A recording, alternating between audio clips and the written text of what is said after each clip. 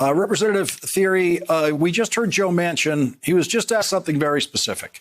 Can you support a carve out in the filibuster for voting rights?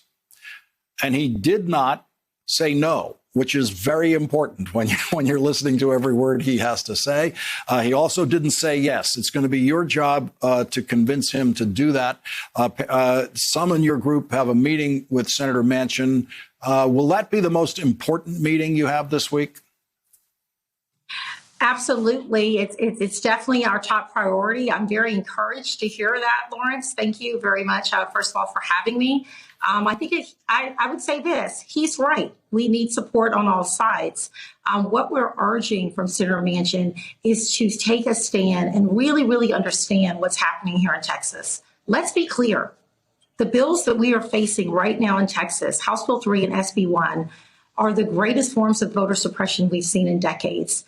The reason we're calling this Jim Crow 2.0, so I can tell you personally, my grandmother was born in 1917, and she told me stories growing up about how she had to take literacy tests to vote in Conroe, Texas, how she was not allowed to stand next to white people in line. She was intimidated by that.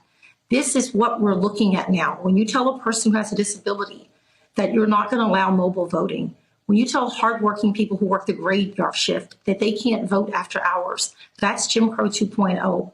When you tell African Americans they can't vote after church and go in a group for Souls to the Polls to celebrate our traditions, that's Jim Crow 2.0. So that is what we're asking Senator Manchin to take a stand and to come in and intervene to stop what we are dealing with in Texas. This is what we are facing. Representative Crockett, Senator Elizabeth Warren grew up in the neighboring state of Oklahoma. She worked in Texas for several years herself. So she has her own Texas experience, I guess. But I'm sure that all of the senators you're meeting with are picking up new information in these conversations. What's the most important thing that you can tell is landing with these senators? You know, first of all, thank you so much for having us and continuing to cover this very important issue. The most important thing that I think most of them didn't realize was about the partisan poll watchers. We've got provisions in this bill that really embolden and empower these partisan poll watchers in a very scary way. You combine that with the fact that we passed permitless carry in the state of Texas.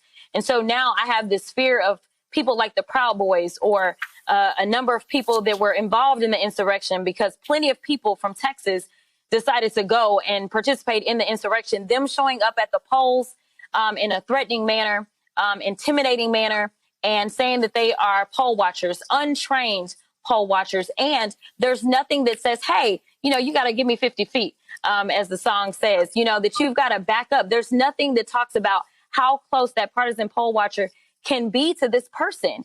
And we've heard these recordings of these groups that said, we're going to have to go down there to where the fraud is occurring, talking about going into the urban centers and intimidating Black and brown voters. That is a huge problem. There was one iteration of this bill where they actually wanted to give them the power to record. We're talking about getting rid of secrecy at the ballot if these guys are able to just kind of stand over you and do whatever they want to do. That is one issue that a lot of them had no idea about, that I really think is really landing, because 24-hour voting was something that we got because we had a millennial that was running the show. And so it was creative. It was new. And that's not necessarily something that exists everywhere. But even when we talked to Manchin the last time, you know, there's 32 states that have online voter registration.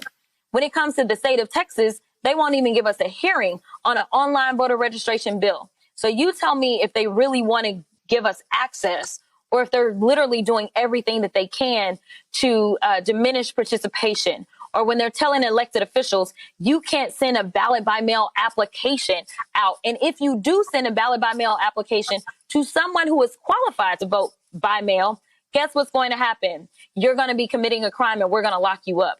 That is what we're talking about when we're talking about voter suppression.